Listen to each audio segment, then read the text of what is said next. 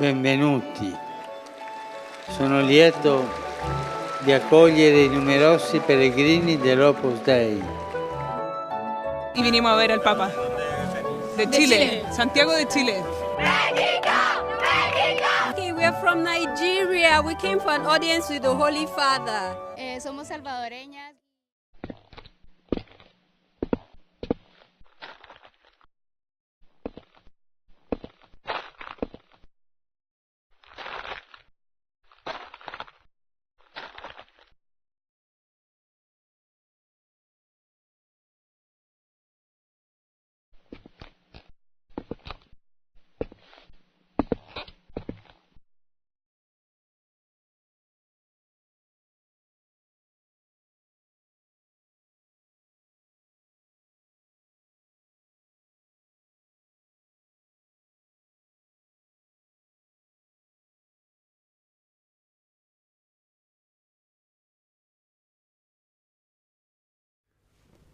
¿Cuántas simpatías ha despertado Francisco, verdad?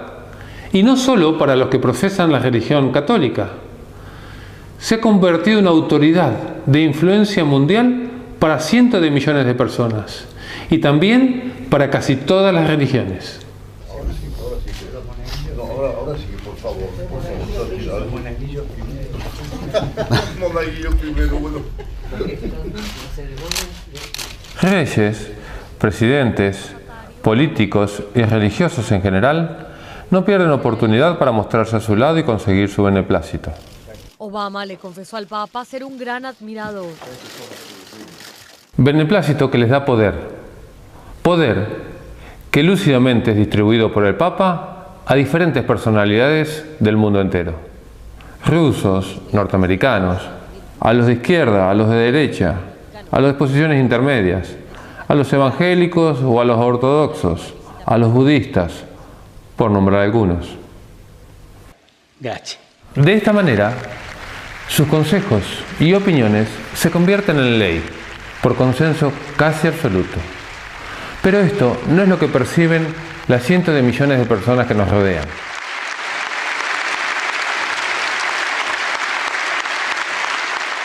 Las muchedumbres compran un manto religioso de simpatía y humildad, que con simplezas y obviedades oculta mágicamente el pasado, el presente y el futuro de un poder totalitario y corrupto que, por lo que se vislumbra, volverá a dominar el mundo.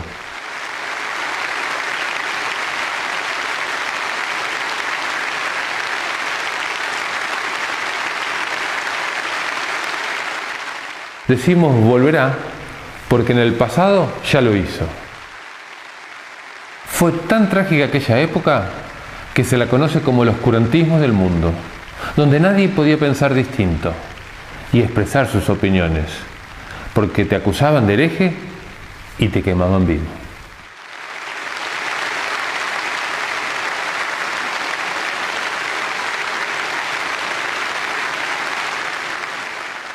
Sí, esta práctica no la inventaron los grupos terroristas de la actualidad.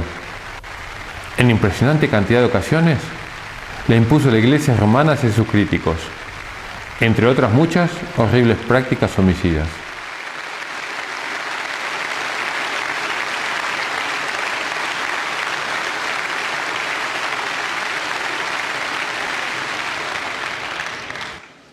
Tan grandes eran las mentiras que sostenía esta Iglesia que uno de sus más fervientes y devotos sacerdotes comenzó a ponérseles y junto con algunos más comenzaron una protesta tan grande que fue conocida mundialmente como la Reforma Protestante. El cura se llamaba Martín Lutero, quien pudo sobrevivir gracias a la ayuda y protección de algunos príncipes de aquella época. Y el resultado fue el surgimiento de las iglesias protestantes, luteranas y evangélicas, que hasta la actualidad han mantenido una posición distante de aquella iglesia romana. Sin embargo, en el último tiempo, mucho se ha estado trabajando en pos del ecumenismo, que no es otra cosa que la unión de todas las religiones, no solo entre católicos y protestantes, sino entre cristianos y no cristianos, creyentes y no creyentes. Hoy veremos por qué esto, que en principio parece muy bueno, no lo es, y contiene el mayor engaño de la historia.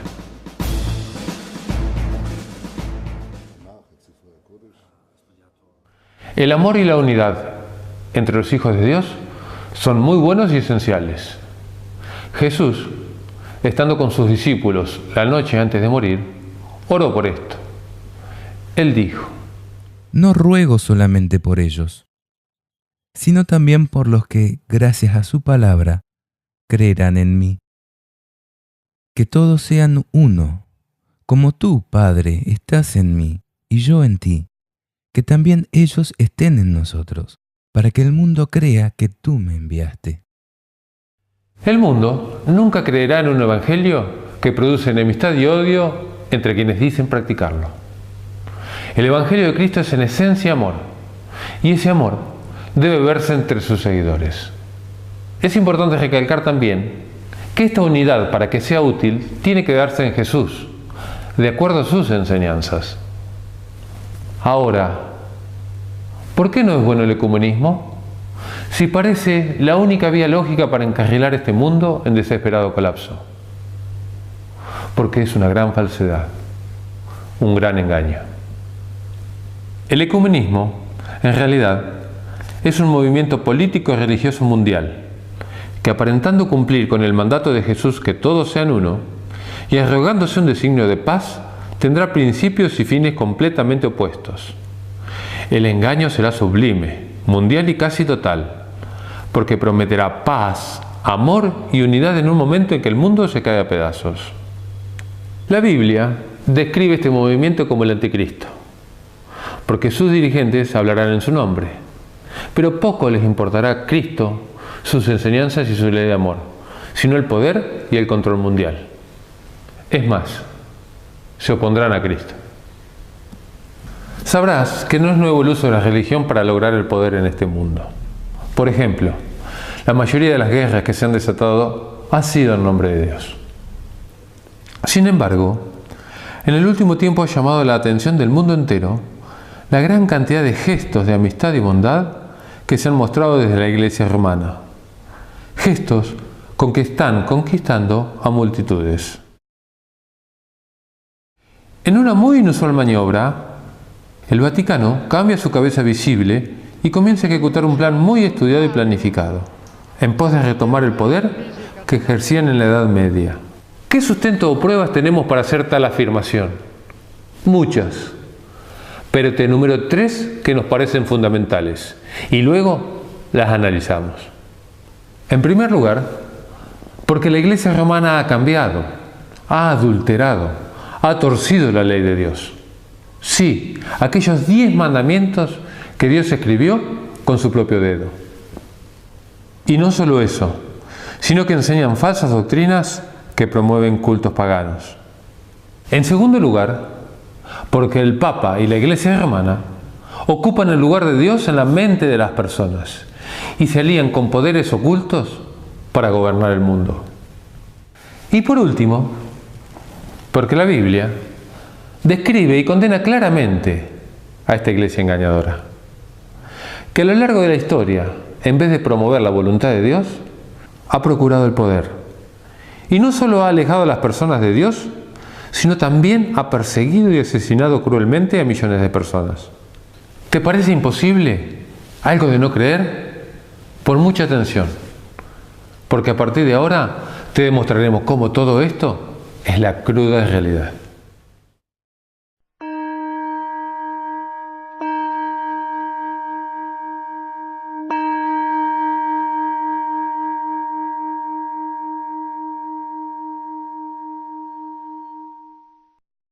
¿Podría alguna persona o institución cambiar lo único que Dios escribió con su propio dedo y en 2 tablas de piedra?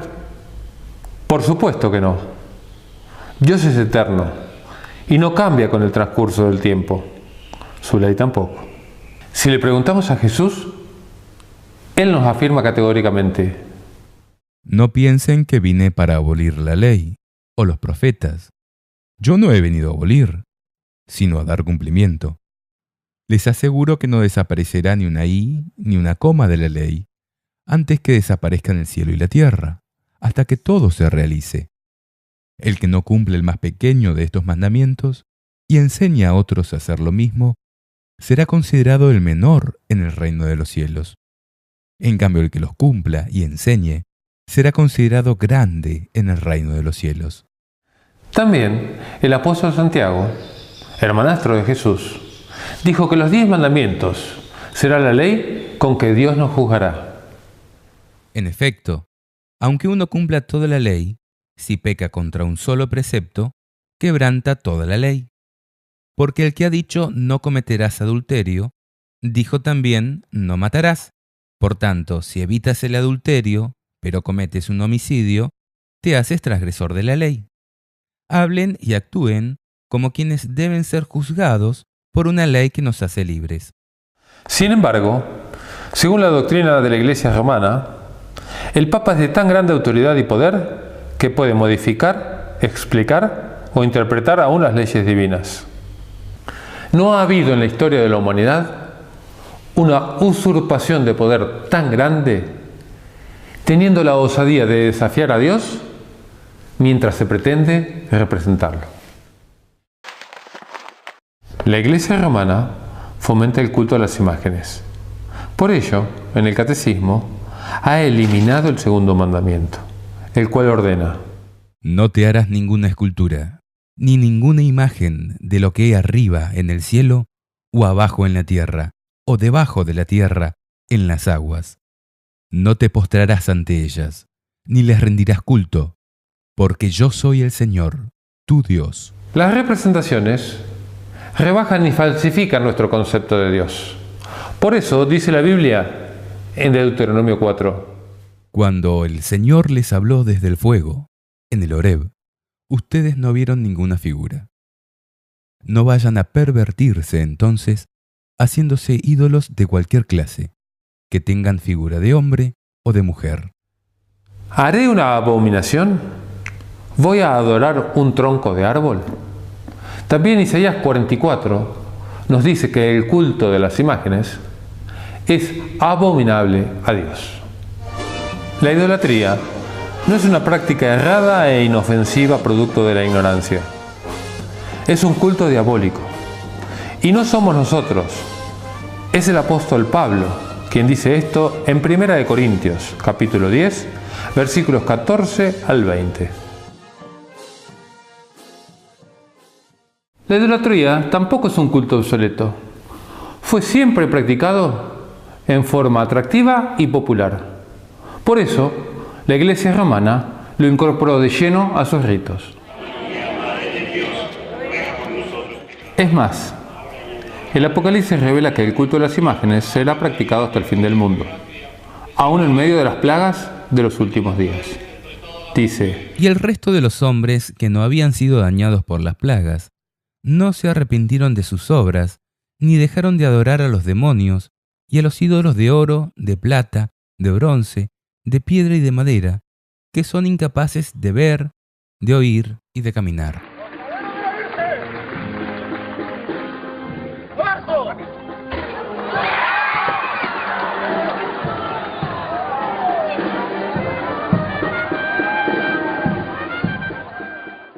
El culto a la Virgen María y a los santos por parte de la Iglesia romana tiene su fundamento en la doctrina que sostiene que el alma es inmortal.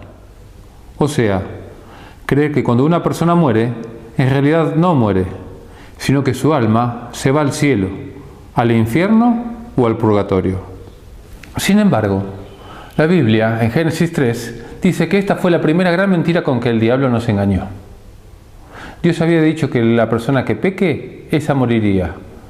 Y el diablo, disfrazado de serpiente, fue el primero a negar esto y afirmar que en realidad no moriríamos, sino que pasaríamos a un mejor estado. La serpiente era el más astuto de todos los animales del campo que el Señor Dios había hecho. Y le dijo a la mujer: ¿así que Dios les ordenó que no comieran de ningún árbol del jardín?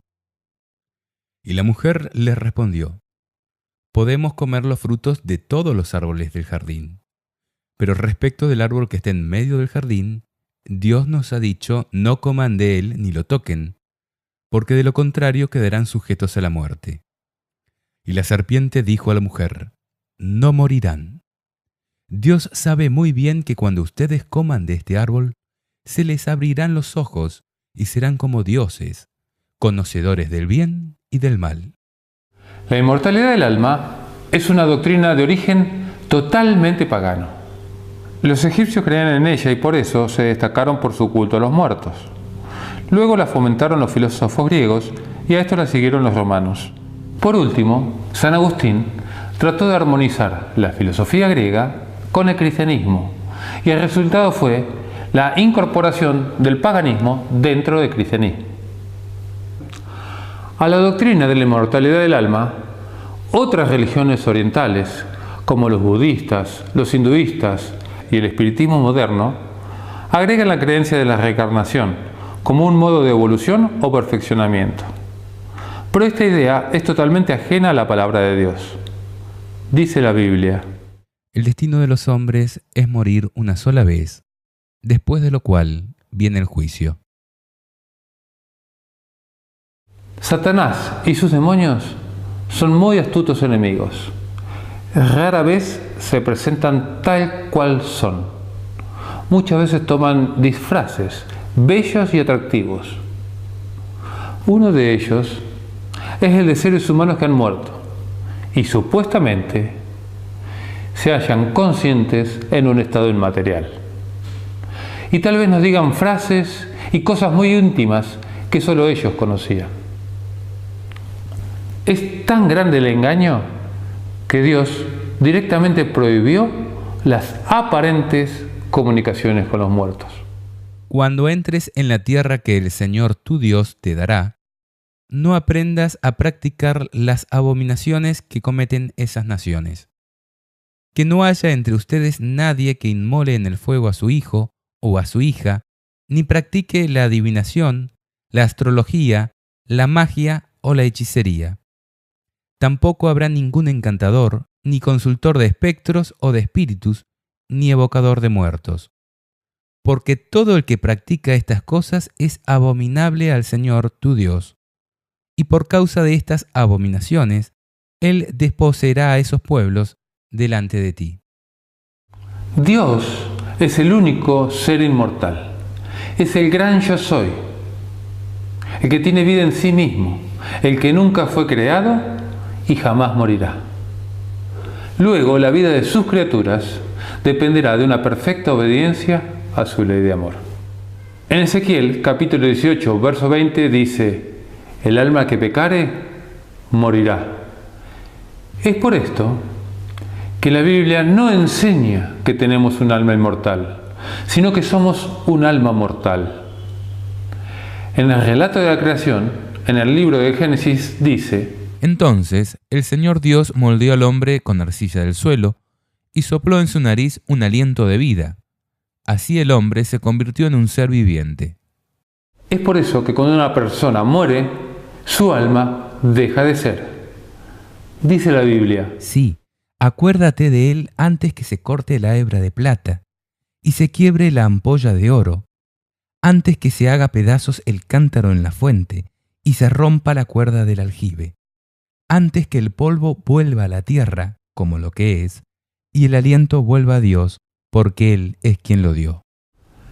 El espíritu tampoco es un ser consciente, es la vida que Dios nos da. Por eso vuelve a Dios, que es la fuente de la vida. Y vuelve tanto el espíritu de las buenas personas como de los criminales y de los animales. Porque los hombres y los animales tienen todos la misma suerte. Como mueren los unos, mueren también los otros. Todos tienen el mismo aliento vital, y el hombre no es superior a las bestias, porque todo es vanidad. Todos van hacia el mismo lugar. Todo viene del polvo y todo retorna al polvo. ¿Estamos diciendo con esto que no hay esperanza después de la muerte? De ninguna manera. La Biblia nos da la mayor esperanza de vida después de la muerte, pero no está basada en la teoría de la inmortalidad del alma, sino en la resurrección de los muertos. Jesucristo dice: Yo soy la resurrección y la vida. El que cree en mí, aunque muera, vivirá. Jesús comparó la muerte con un sueño, diciendo: nuestro amigo Lázaro duerme, pero voy a despertarlo. Sus discípulos le dijeron, Señor, si duerme, se curará. Ellos pensaban que hablaba del sueño, pero Jesús se refería a la muerte. Entonces les dijo abiertamente, Lázaro ha muerto. Hablar del regreso de Jesucristo es hablar de la resurrección. Dice la Biblia: No queremos, hermanos, que vivan en la ignorancia acerca de los que ya han muerto, para que no estén tristes como los otros, que no tienen esperanza. Porque nosotros creemos que Jesús murió y resucitó. De la misma manera, Dios llevará con Jesús a los que murieron con él. Queremos decirles algo, fundados en la palabra del Señor. Los que vivamos, los que quedemos cuando venga el Señor, no precederemos a los que hayan muerto, porque a la señal dada por la voz del arcángel y al toque de la trompeta de Dios, el mismo Señor descenderá del cielo. Entonces primero resucitarán los que murieron en Cristo. Después nosotros, los que aún vivamos, los que quedemos, seremos llevados con ellos al cielo, sobre las nubes, al encuentro con Cristo, y así permaneceremos con el Señor para siempre. Consuélense mutuamente con estos pensamientos. La palabra de Dios es clara. Toda la esperanza del cristiano descansa en la promesa de la resurrección de los justos, en el día final, cuando Cristo venga a buscar a sus escogidos. Pero hasta que los muertos no resuciten, el que está muerto, muerto está. Mientras uno está unido a todos los vivientes, siempre hay esperanza, porque más vale perro vivo que león muerto. Los vivos, en efecto, saben que morirán, pero los muertos no saben nada. Para ellos ya no hay retribución, porque su recuerdo cayó en el olvido. Se han esfumado sus amores, sus odios y sus rivalidades, y nunca más podrán compartir todo lo que se hace bajo el sol. Ve entonces, come tu pan con alegría, y bebe tranquilamente tu vino, porque a Dios ya le agradaron tus obras. Que tu ropa sea siempre blanca, y nunca falte el perfume en tu cabeza. Goza de la vida con la mujer que amas, mientras dure esta vana existencia que Dios te concede bajo el sol. Porque esta es tu parte en la vida y en el esfuerzo que realizas bajo el sol.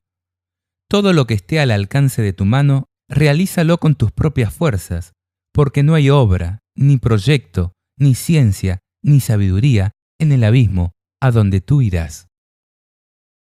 Además de eliminar el segundo mandamiento y fomentar el culto de las imágenes, la Iglesia romana cambió el cuarto mandamiento. Veamos. La Biblia registra que, al comienzo de nuestra existencia, el Creador apartó un día especial para nuestro descanso y comunión con Él. Así fueron terminados el cielo y la tierra, y todos los seres que hay en ellos. El séptimo día, Dios concluyó la obra que había hecho y cesó de hacer la obra que había emprendido. Dios bendijo el séptimo día y lo consagró, porque en él cesó de hacer la obra que había creado. Además del registro de la creación en el Génesis, la Biblia repite en un sinnúmero de ocasiones que el día de descanso es el sábado. Tal es la importancia que uno de los 10 mandamientos está destinado a preservar su vigencia a lo largo de todas las generaciones. Acuérdate del día sábado para santificarlo. Durante 6 días trabajarás y harás todas tus tareas, pero el séptimo día es descanso en honor del Señor tu Dios. En él no harán ningún trabajo, porque en 6 días el Señor hizo el cielo, la tierra, el mar y todo lo que hay en ellos. Pero el séptimo día descansó. Por eso el Señor bendijo el día sábado y lo declaró santo. Fue Dios el que hizo de la observancia del sábado una señal de lealtad entre Él y sus hijos. Cuando las personas apartan el sábado para santificarlo y se abstienen de realizar las tareas comunes de todos los días, reconocen a Dios como su Creador. No dejen nunca de observar mis sábados, porque el sábado es un signo puesto entre yo y ustedes a través de las generaciones, para que ustedes sepan que yo, el Señor, soy el que los santifico. Jesucristo y los apóstoles también santificaron el sábado. Sin embargo, la Iglesia romana enseña a sus fieles a adorar en domingo, el día en que los paganos adoran al sol. En inglés es Sunday o Día del Sol. El sábado es el séptimo día de la semana. Después de 6 días en los que el hombre participa en cierto modo del trabajo de la creación de Dios, el sábado es el día del descanso. El sábado, el séptimo día, es sustituido ahora por el primer día. Como día de la asamblea litúrgica, es el día del encuentro con Dios mediante Jesucristo, el cual en el primer día, el domingo, se encontró con los suyos como resucitado, después de que hallaran vacío el sepulcro. La estructura de la semana se ha invertido. Ya no se dirige hacia el séptimo día para participar en él del reposo de Dios. Inicia con el primer día como día del encuentro con el resucitado. Este cambio es un hecho extraordinario. Si se considera que el sábado, el séptimo día, como día del encuentro con Dios, está profundamente enraizado en el Antiguo Testamento. El Catecismo afirma que este cambio fue realizado en honor a la resurrección de Cristo. Sin embargo, ni Jesús ni los apóstoles ordenaron este cambio. Y afirman, si los protestantes siguieran la Biblia, ellos rendirían culto a Dios en el día sábado. Al guardar el domingo, ellos están siguiendo una ley de la Iglesia Católica. Sin embargo, la bendición de Dios es prometida a quienes descansan en su día santo. Si dejas de pisotear el sábado, de hacer tus negocios en mi día santo, si llamas al sábado delicioso y al día santo del Señor honorable, y si lo honras absteniéndote de traficar, de entregarte a tus negocios y de hablar ociosamente, entonces te deleitarás en el Señor, y yo te haré cabalgar sobre las alturas del país, y te alimentaré con la herencia de tu padre Jacob, porque ha hablado la boca del Señor.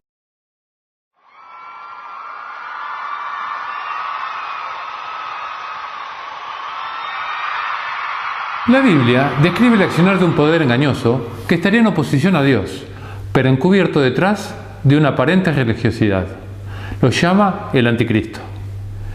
El prefijo griego anti significa tanto en contra de como en lugar de, por lo que estamos en presencia de alguien que se opone a Dios intentando ocupar su lugar. En términos religiosos, esto constituye una blasfemia, o sea, cuando una persona común se hace tratar como si fuera Dios.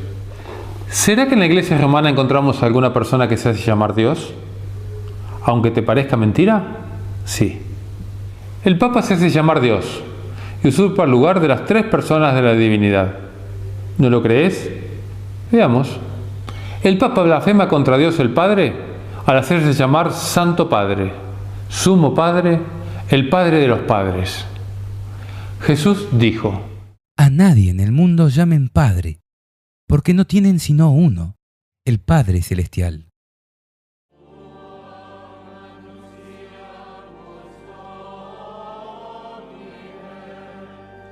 El Papa blasfema contra Dios Hijo al hacerse llamar Sumo Pontífice, lo que equivale a decir Sumo Puente, Sumo Intercesor, título que corresponde únicamente a Jesús.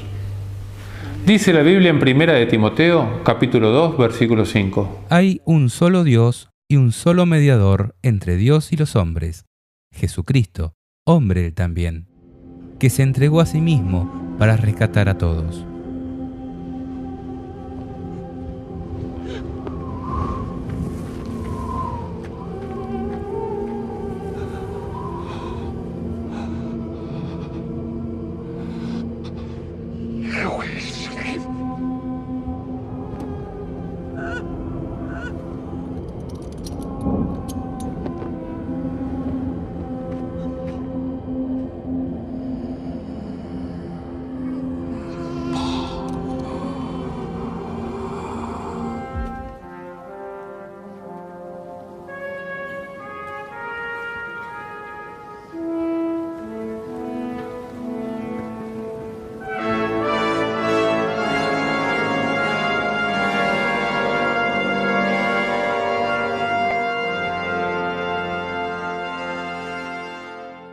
El Papa blasfema también contra Dios Espíritu Santo al decir que es el vicario o representante de Cristo en la tierra. Jesús dijo: El Espíritu Santo, que el Padre enviará en mi nombre, les enseñará todo y les recordará lo que les he dicho.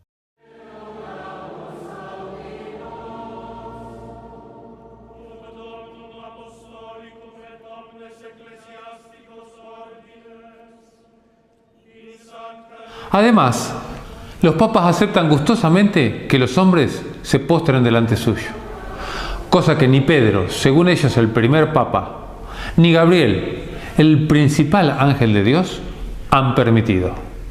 Veamos algunos pasajes. Cuando Pedro entró, Cornelio fue a su encuentro y se postró a sus pies. Pero Pedro lo hizo levantar, diciéndole: «Levántate, porque yo no soy más que un hombre». Entonces yo caí a sus pies para adorarlo, pero él me advirtió: «Cuidado, no lo hagas, porque yo soy tu compañero de servicio. Es a Dios a quien debes adorar».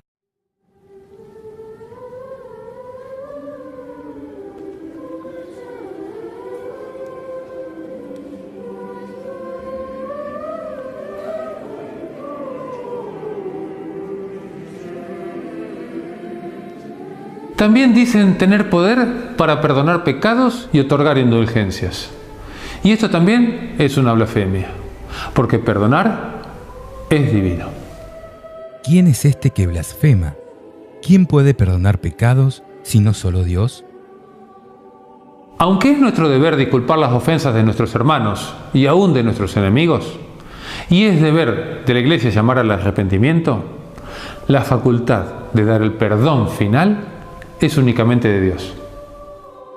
El Papa no solamente se arroga esta facultad, sino que hasta en algunos momentos les ha puesto precio en dinero. La venta de indulgencia es un hecho histórico del que no se necesita hablar mucho. San Pedro les diría a los que participan en esta compraventa: Maldito sea tu dinero y tú mismo, porque has creído que el don de Dios se compra con dinero.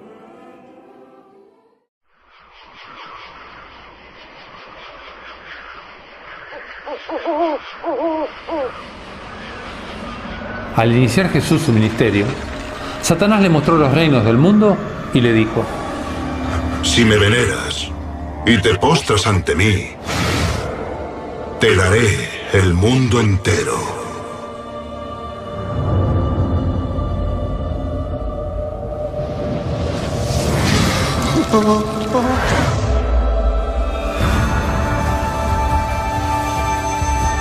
¡Crucificadle!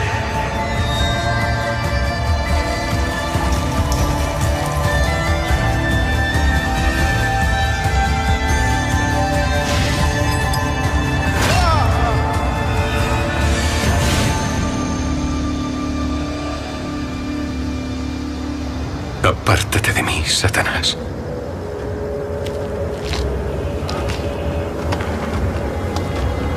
Yo venero al Señor, mi Dios, y solo le sirvo a Él.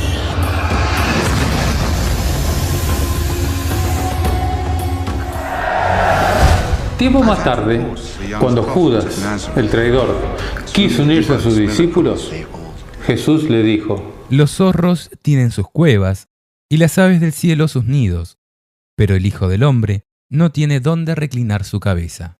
Y a poco de morir, afirmó: Rexes tu?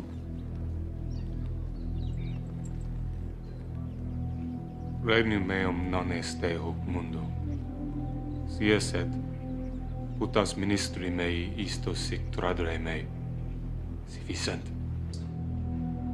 Y oró por sus discípulos diciendo: Yo les comuniqué tu palabra y el mundo los odió, porque ellos no son del mundo, como tampoco yo soy del mundo.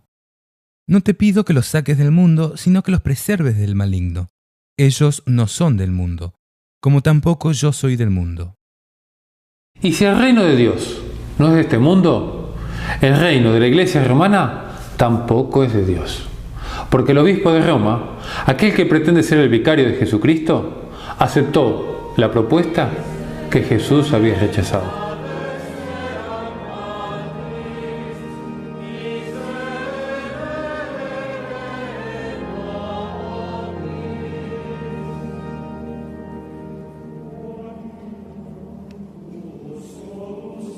La Biblia lo predijo en Apocalipsis 12 y 13, diciendo que el dragón, la antigua serpiente, llamada Diablo Satanás, le cedió su poder y su trono con un inmenso imperio. L'Europa che cammina sulla terra sicura e salda, prezioso punto di riferimento per tutta l'umanità. Grazie. Durante siglos, la Iglesia romana entronizó a los reyes de la antigüedad. Como dueño del mundo, promovió las cruzadas y por medio de bulas repartió las tierras de América descubiertas o por descubrir, a gusto suyo. Hoy se vuelve a repetir la historia. Mirá.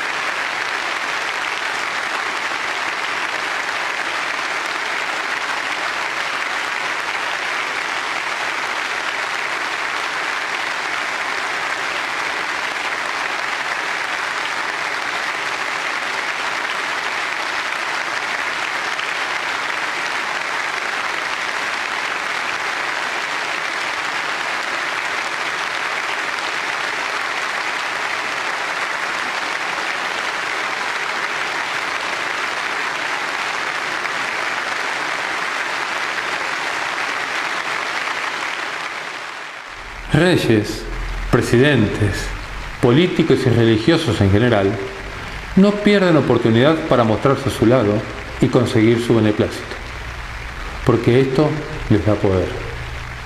Este poder es repartido discrecionalmente por el Papa, a quienes, a su vez, también se postran ante su autoridad.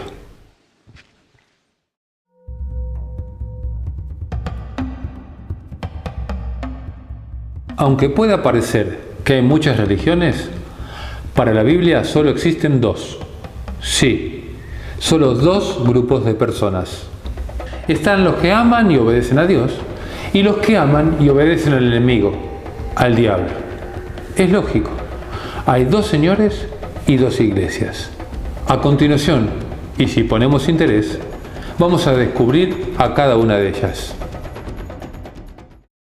Muchas veces el Apocalipsis utiliza simbologías que al principio no entendemos porque son figuras literarias con significados encubiertos a primera vista.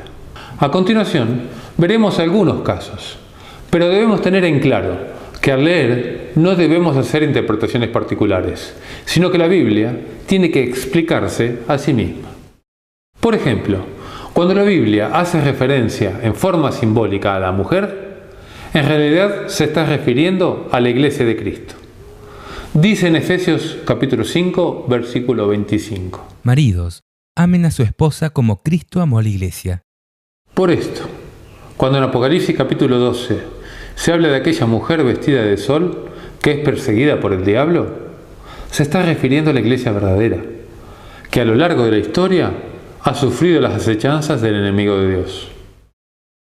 Allí mismo, en Apocalipsis capítulo 12, versículo 17, se describe a los hijos de Dios como los que guardan los mandamientos de Dios y tienen el testimonio de Jesús.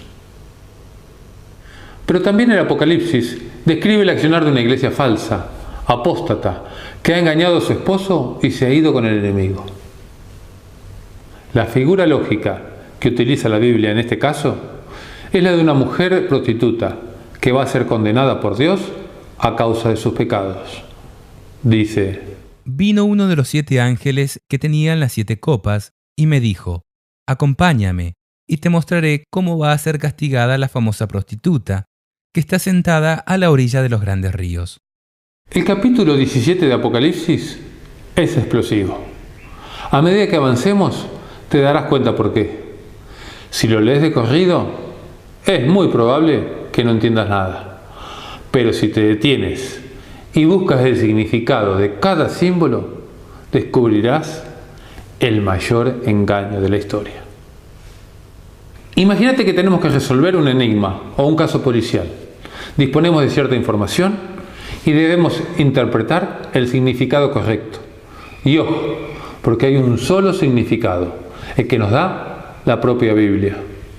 Vamos al texto y veremos cuál es la iglesia que sirve al enemigo de Dios. Apocalipsis capítulo 17. El versículo 1 dice que esta mujer prostituta o iglesia falsa está sentada a la orilla de los grandes ríos. Y la misma Biblia se ocupa de aclarar qué son los grandes ríos. En el mismo capítulo 17, versículo 15, dice: Los ríos, continuó diciéndome el ángel, a cuya orilla está sentada la prostituta, son los pueblos, las multitudes, las naciones y las diversas lenguas. Por consiguiente, tendríamos que pensar en una iglesia prostituida que ha dejado a su esposo, o sea Dios, y que su influencia se expande sobre pueblos, muchedumbres, naciones y lenguas.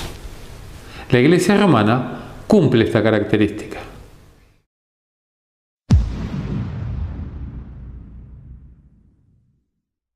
Y los reyes de la tierra han fornicado con ella. Fornicar es tener relaciones ilícitas, ¿verdad? Bueno, la Biblia dice que esta iglesia ha tenido relaciones carnales ilícitas con los gobernantes de este mundo. Piensa, ¿acaso la iglesia romana no se caracteriza por sus relaciones impropias con los gobernantes de este mundo? Buscando siempre aumentar su poder en vez de acercar a las personas a Dios.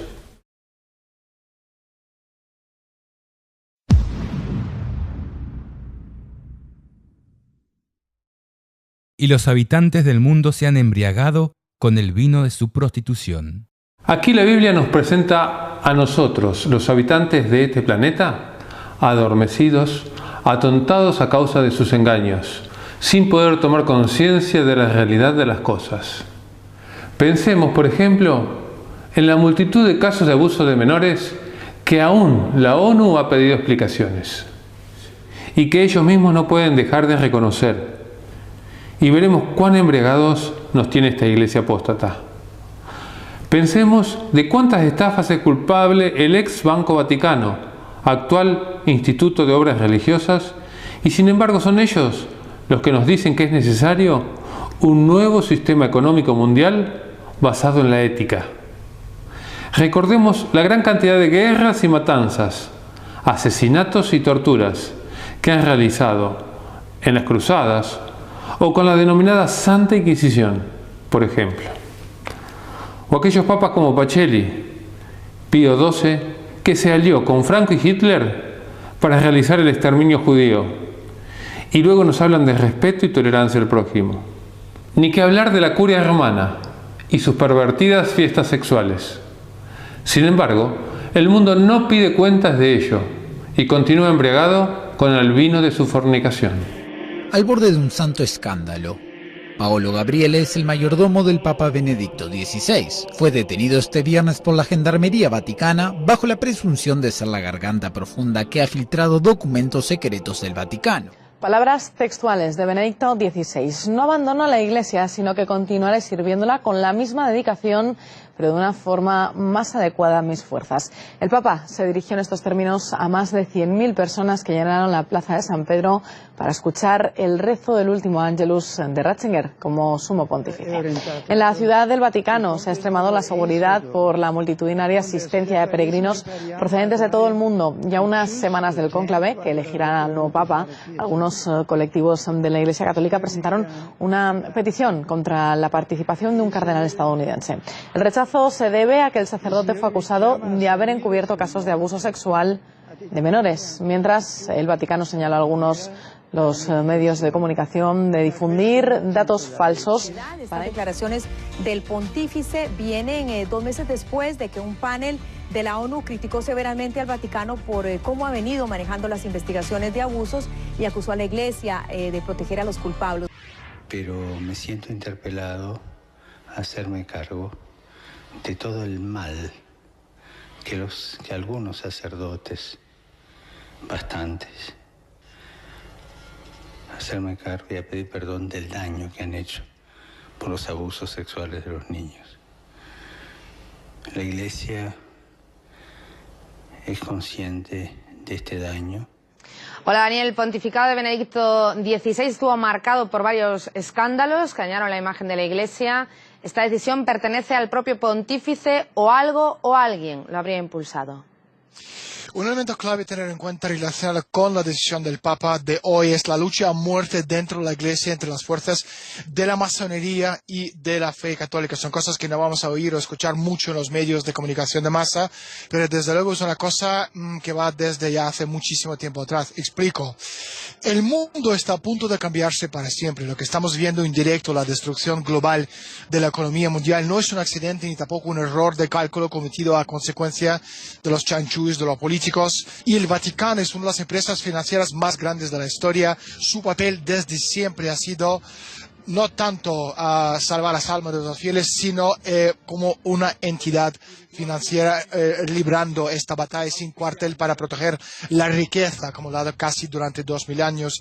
Todos están luchando por los mismos intereses, hacerse con el control del mundo. Las almas en este juego es un acto secundario.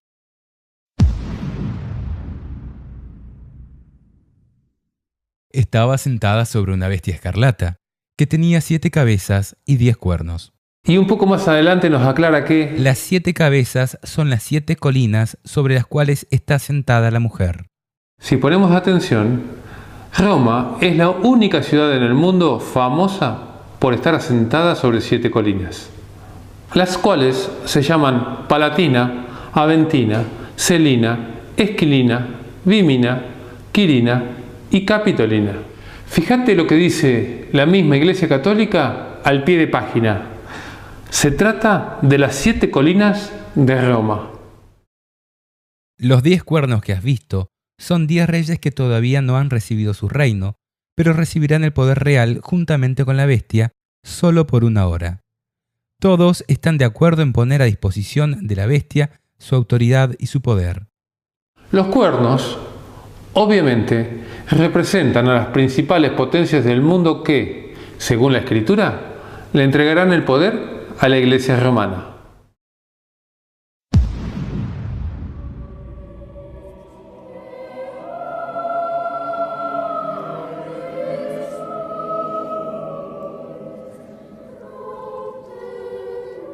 La palabra de Dios nos describe exactamente cómo se viste y se adorna esta iglesia falsa. La mujer estaba vestida de púrpura y escarlata, resplandeciente de oro, de piedras preciosas y de perlas, y tenía en su mano una copa de oro, colmada de la abominable impureza de su fornicación.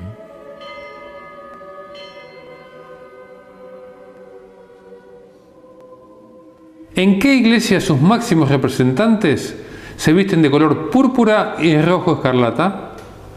¿Qué iglesia se caracteriza por poseer mucho oro? ¿Cuál es la única iglesia que utiliza la copa o cáliz de oro en sus cultos? Creo que ya tenemos casi resuelto el caso, ¿no? Además de la inmensa cantidad de oro que posee, el Vaticano es dueño de las mayores empresas del mundo a través de una sociedad secreta llamada Opus Dei. En contraste con esto, recordemos las palabras de Jesús cuando dijo: los zorros tienen sus cuevas y las aves del cielo sus nidos, pero el Hijo del Hombre no tiene dónde reclinar su cabeza.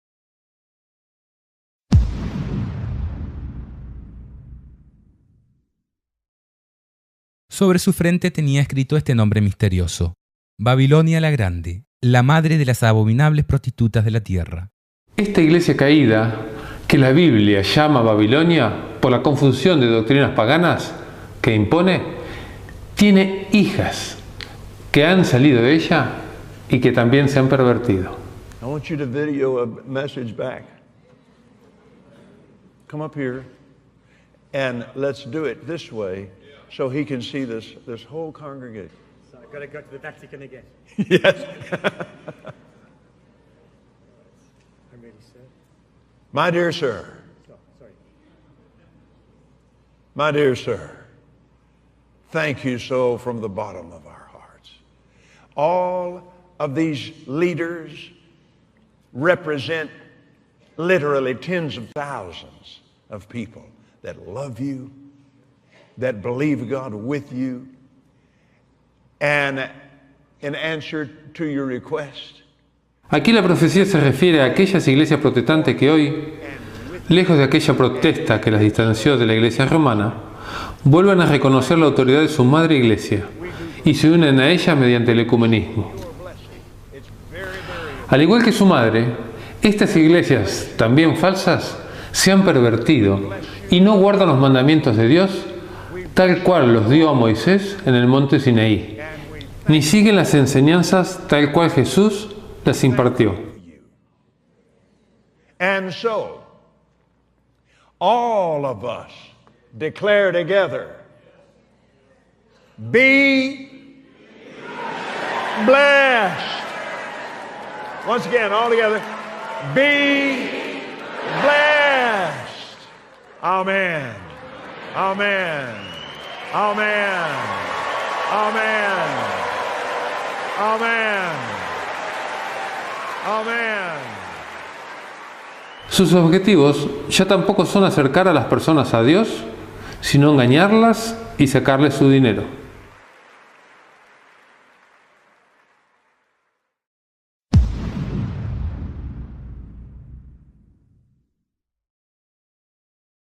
Y vi que la mujer se emborrachaba con la sangre de los santos y de los testigos de Jesús, y al verla quedé profundamente asombrado.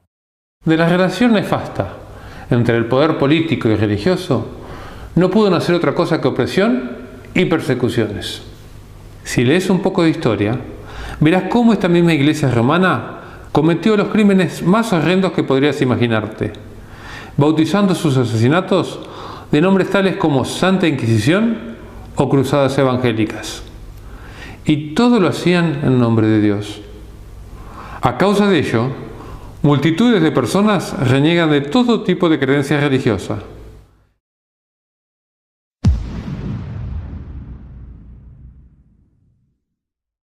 La bestia que has visto existía y ya no existe, pero volverá a subir desde el abismo para ir a su perdición. Y los habitantes de la tierra, cuyos nombres no están escritos en el libro de la vida desde la creación del mundo, quedarán maravillados cuando vean reaparecer a la bestia, la que existía y ya no existe. Dios proteja nuestras almas.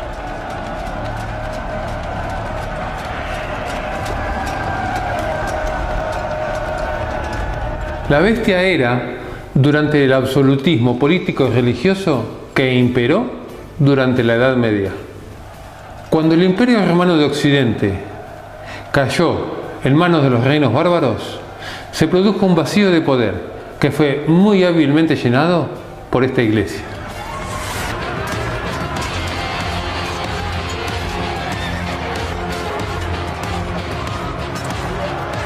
¡No queméis las iglesias! ¡Dejad las iglesias! Desde entonces, el papado ejerció su soberanía indiscutida. Durante la Revolución Francesa, en 1798, el papado recibió su herida mortal cuando el general Berthier, al mando de Napoleón, tomó prisionero al Papa Pío VI. A partir de entonces, se quebró la hegemonía papal y más tarde, en 1870, los ejércitos de Víctor Manuel, liderados por el general Garibaldi, le confiscaron los estados pontificios en pro de la unificación de Italia. Luego, con la venida de los gobiernos constitucionales republicanos, respetuosos de las libertades individuales y con limitaciones al poder de Estado, se ha mantenido su herida abierta. Las profecías del Apocalipsis nos muestran las cosas que sucederán al final de la historia. Por eso, el ángel le muestra a Juan las cosas que sucederán cuando la bestia no es. Hoy, aunque la Iglesia romana es un factor muy importante de poder, aún no puede controlar abiertamente a las naciones. En la visión, la atención de Juan encuentra su presente precisamente en nuestro presente.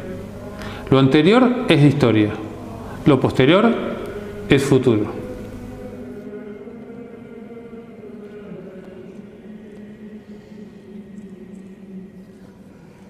Aunque el proceso de sanación progresa día a día, la bestia todavía está en cama, pero la profecía anticipa que la bestia volverá a ser.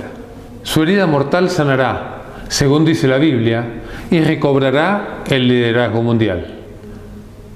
Dice Apocalipsis 13, 3 y 4. Una de sus cabezas parecía herida de muerte, pero su llaga mortal ya estaba cicatrizada. Toda la tierra, maravillada, siguió a la bestia, y todos adoraron al dragón, porque él le había cedido el poder, y también adoraron a la bestia, diciendo: ¿quién se le puede igualar? ¿Y quién puede luchar contra ella? Qué incertidumbre que le han puesto, qué misterio, ¿no? A todo esto.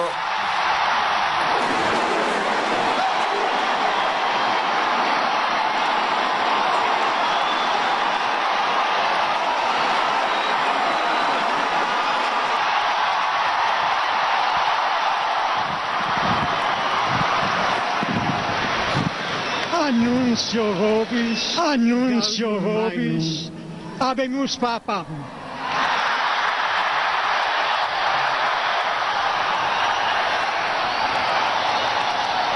Eminentissimum ac reverendissimum Dominum Georgium Marium, Sancte Romani Ecclesiae Cardinalem Bergoglio. El cardenal Bergoglio, ¿cómo? Qui sibi nomen imposuit Franciscum. Bergoglio y el nombre es Francisco. No, estamos sorprendidos. Nos ha dejado boquiabiertos. Bergoglio. Impresionante, Justo se lo decía hace segundos. Bueno, no será difícil para nosotros, Pepe, saber la línea que tendrá la Iglesia Católica y, si no me equivoco, un giro importante en la conducción de la Iglesia a partir de ahora, teniendo en cuenta las características de Bergoglio, a pesar que ha estado muy cerca de Benedicto XVI en su momento. Así consiguió que todos, pequeños y grandes, ricos y pobres, libres y esclavos, se dejaran poner una marca en su mano derecha o sobre su frente, de manera que nadie podía comprar o vender si no llevaba marcado el nombre de la bestia o la cifra que corresponde a su nombre. Esto está en un futuro cercano. Seguramente vos y yo seremos testigos de la imposición de un sistema económico y financiero mundial en el cual no podremos comprar ni vender, a menos que estemos dentro de este sistema, el cual tendrá leyes que estarán en oposición a las leyes de Dios. Específicamente, el día domingo se impondrá como el día de descanso obligatorio para todo el mundo. Y si no acatás esta normativa, se te prohibirá comerciar. Acordate lo que te digo. El día de descanso tendrá mucho que ver en este sentido.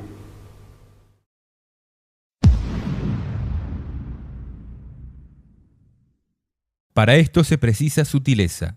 El que tenga inteligencia calcule la cifra de la bestia, porque es una cifra humana, 666.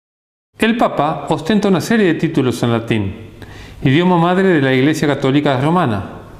Dos de estos son Vicarius Filii Dei, que traducido es representante del Hijo de Dios, lo cual vimos que es una blasfemia, pues el representante de Jesucristo es el Espíritu Santo. Dux Cleri, que traducido es jefe del clero. Como hemos estudiado en la escuela, en el sistema de numeración romano, los números son representados por letras. Así la I representa el 1, la B el 5, la X el 10, la L el 50, la C el 100 y la D el 500. Es increíble. Si sumamos los valores de las letras que componen los títulos que se atribuye al Papa, obtendremos exactamente 666. Veamos. Además, si queremos verificar el sistema de numeración romano, comprobaremos que si sumamos sus símbolos básicos, sin los modernos agregados, también obtenemos 666.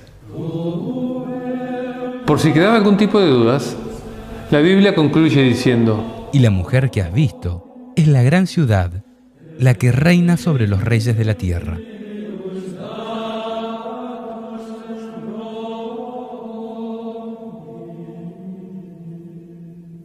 Creo que el caso está resuelto, ¿verdad?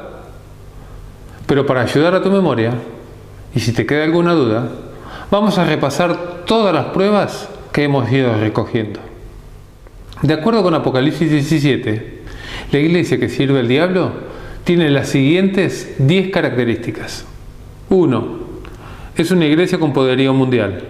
Gobierna sobre pueblos, muchedumbres, naciones y lenguas.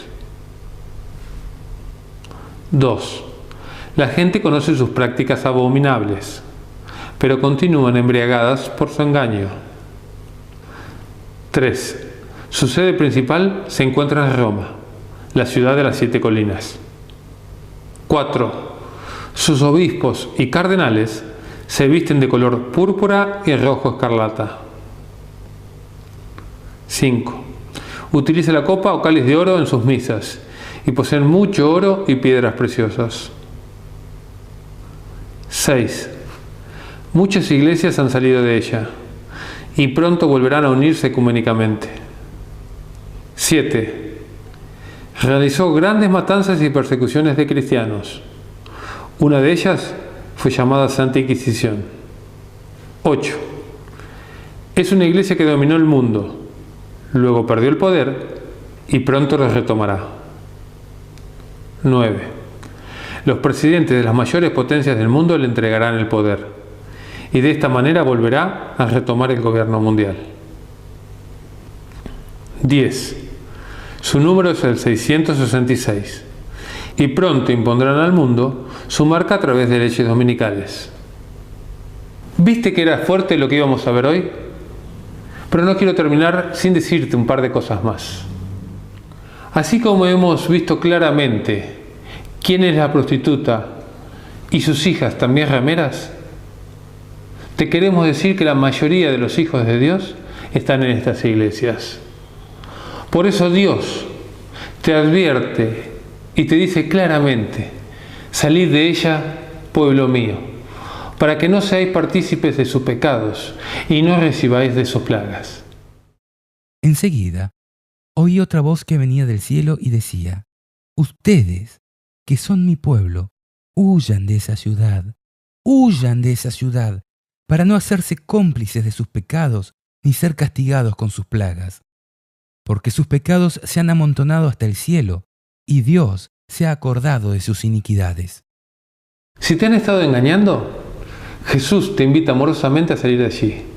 Y aunque parezca que esta iglesia va a ser la ganadora, finalmente va a ser totalmente destruida, porque pelea contra Jesús. Mirá lo que dice Apocalipsis 17:14. Ellos lucharán contra el Cordero, pero el Cordero los vencerá, porque es Señor de los señores y Rey de los reyes. Con él triunfarán también los suyos, los que han sido llamados, los elegidos, los fieles. Hay mucho más para decir acerca de esta iglesia, pero eso lo dejaremos para otro momento.